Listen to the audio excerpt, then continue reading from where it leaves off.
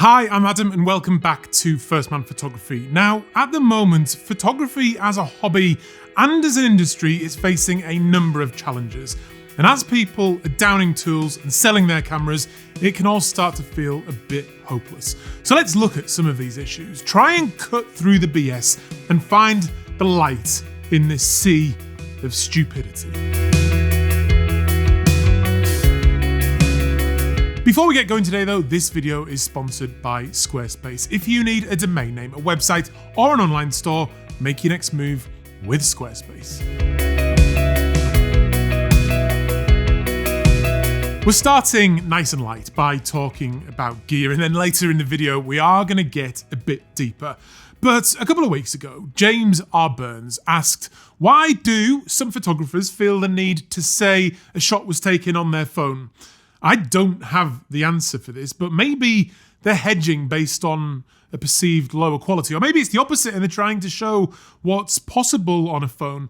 It's an interesting thought though, but the fact is, phones have put a camera in the pocket of billions of people all around the world, and that has created a supply of photos and videos that's almost impossible to comprehend. They're also getting better and better to the point now where looking at images on a phone screen, it's often impossible really to tell the difference between them. This means that for most people, they'll never require anything more than a phone.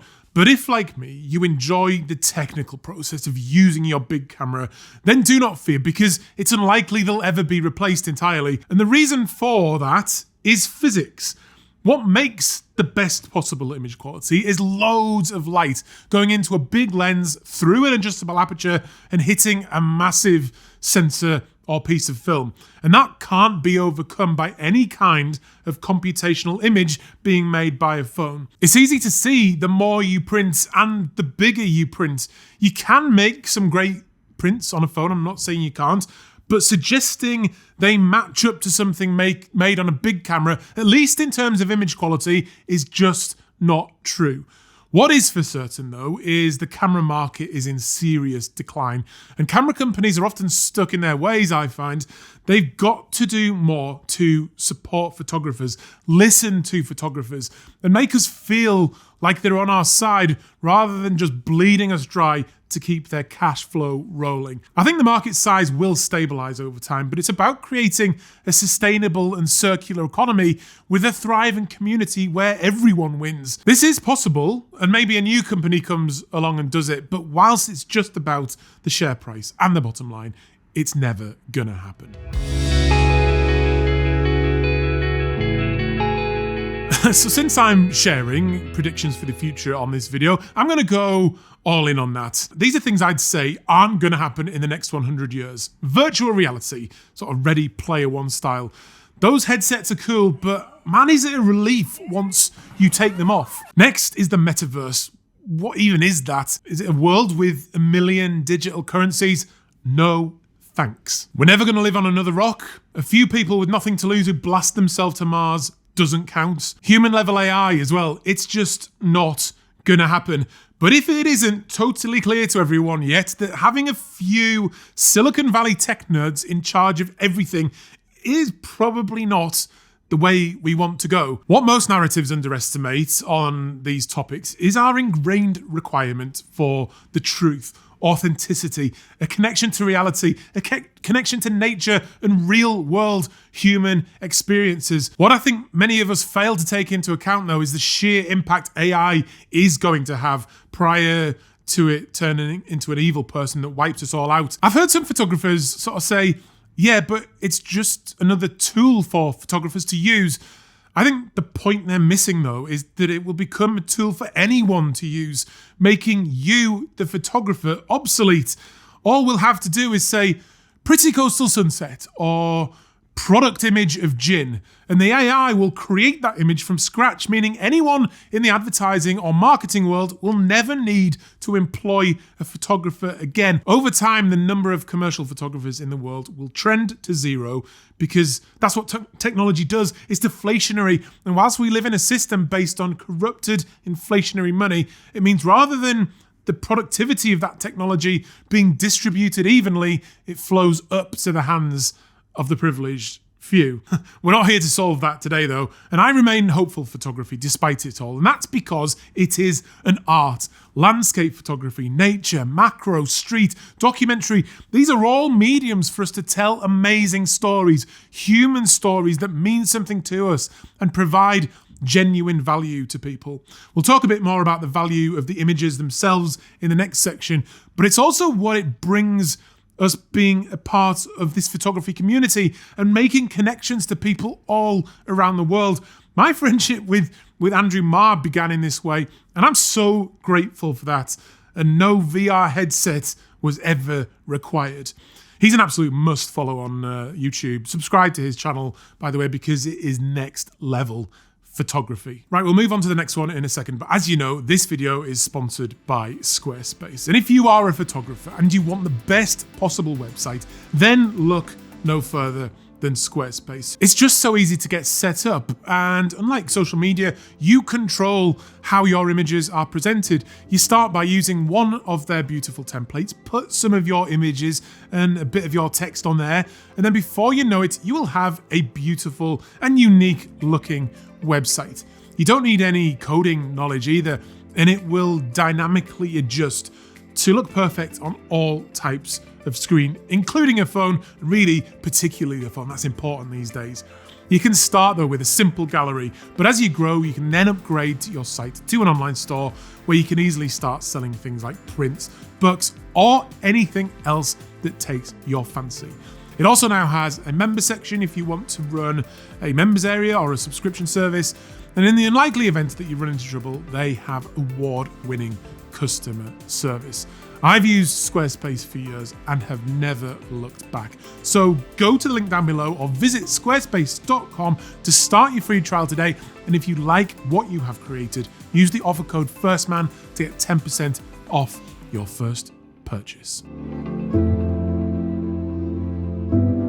For a long time now, I have encouraged people to share their work because I hate the thought of an incredible photo going unseen and that a photographer might disappear or die before they ever knew people loved their work. I was particularly excited earlier this year with the resurgence of Vero, and I had fully intended to use that platform to start sharing all my work again because it seems like there is a great little community there. My actions, though, seem to speak louder than words because I haven't really felt inclined to post any photos there for well over a month now, despite having shot quite a few images that I'm really happy with. I obviously share most things here, but these photo sharing platforms and posting pictures on Twitter often feels futile. I suspect this is because we're just not designed to absorb that much content from all around the world all at once. I start scrolling and see incredible photo after incredible photo, and my brain just kind of becomes saturated by it all and almost renders it meaningless, which of course they are not, but in that format, in that feed, they have no real value to me. I think it's an issue with digital content generally, where over time the price of it all trends to zero. I'll be talking about this more in an upcoming video, but I think this is partly why NFTs took off and subsequently failed, because everyone thought they solved this problem and monetized digital content. Of course, they don't. They are worthless digital packaging built on Ethereum, which I'm pretty convinced is a scam. Another example of this is when you go to the cinema, you are not paying to watch a digital product. You're paying for a physical experience that gives you a comfy seat, a big screen, huge sound, and a human experience with people around you. It's why cinemas haven't all gone out of business. We're always going to want that. It's also more recently why I've been talking about printing so much again, because creating physical products is where the true value lies with the art of photography. Creating these things is not without risk either. It's just, I think, how the world works. We invest our time, our energy, and resources into producing a thing, and then we just have to hope that it's good enough that someone will want to buy it. And that's a good thing too, because it shouldn't be free and easy, because then, just like with digital content, it will be freely copied and become worthless. How we monetize digital content, including photography, is the theme of an upcoming video, and I think it's an important issue that runs deep through our society generally.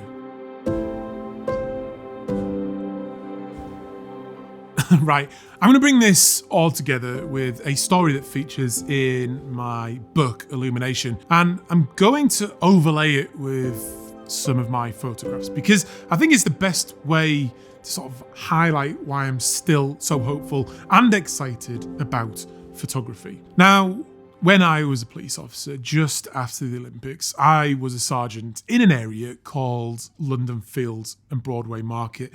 This is a really deprived part of London, but it also became extremely trendy, and every sunny Saturday attracted a liberal elite from all across London who arrived on their £5,000 fixed gear pedal cycles. There were honestly thousands of them, and it was just all too easy pickings for the locals. And before long, a network of cycle thieves, handlers, and sellers had popped up, and many of them were very young teenagers as well, sort of 13, 14 years old. And they had particularly sort of troubling, difficult lives. The fact is, I wasn't interested in bringing these kids into the criminal justice system because it wouldn't have helped them really in any way. And there are other ways that I used to stop the thefts. We got to know some of these lads pretty well though, and one in particular stood out to me, a young boy named Derek. He was pretty small for a sort of 14-year-old, but had a big personality. He was always laughing and joking and had this sort of huge smile that just kind of made you smile back. He was that kind of classic cheeky chap, but because of his endearing personality, he managed to pull it off with good-natured humour. Derek was a clever kid too, and I could see he had a bright future ahead of him if he could just avoid going further down that path to a life of crime. After Derek had been arrested for the second time for stealing yet another bike by other officers, I decided I was going to try and guide him in a better direction. I managed to arrange for various outreach services to help him, including the local Prince's Trust charity.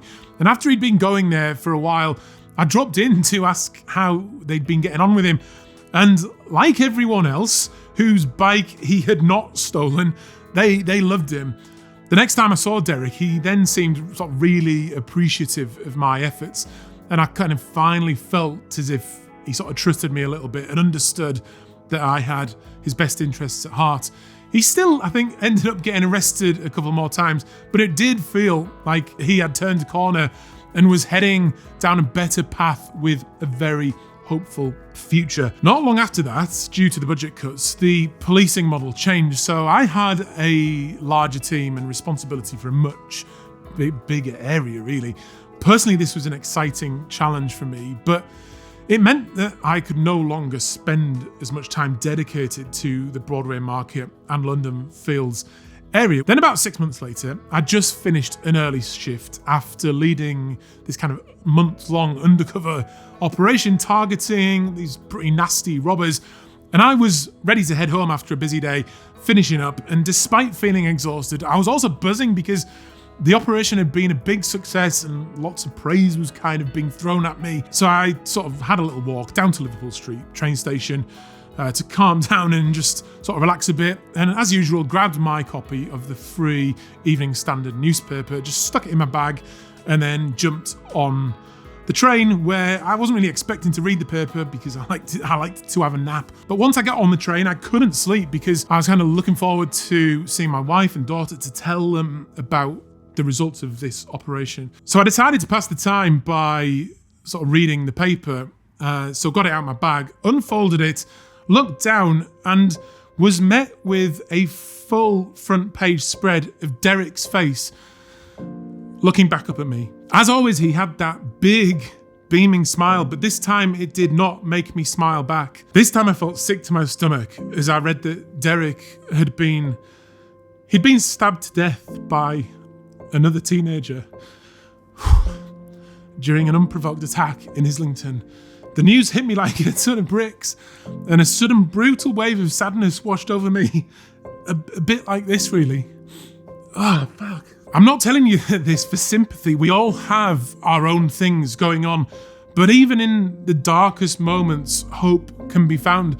I'm grateful to have known Derek and people like him, and these experiences have made me who I am today. The images that you've seen here they are visual representations of my story, my experience, and my perspective. Photography is such a meaningful and creative outlet for me. The landscapes I visit, I become connected to, partly just out of appreciation and gratitude, but when you're at the top of a hill, or walking in a wood, or staring out to sea, it heals many of these wounds and gives me an impenetrable hope that I think transfers into the images themselves. This is the philosophy I've developed anyway, and I'm going to continue doing photography in this way, and no camera company, no artificial intelligence or idiots online can take that away from me. And anyway, if they did, that would still be nothing compared to the tragically short life of Derek Boateng. Oh well, I hope you got something out of that. I'd been thinking about it, so I thought I would share the perspective. It's a hopeful message, I think, and I will see you on the next one. Bye.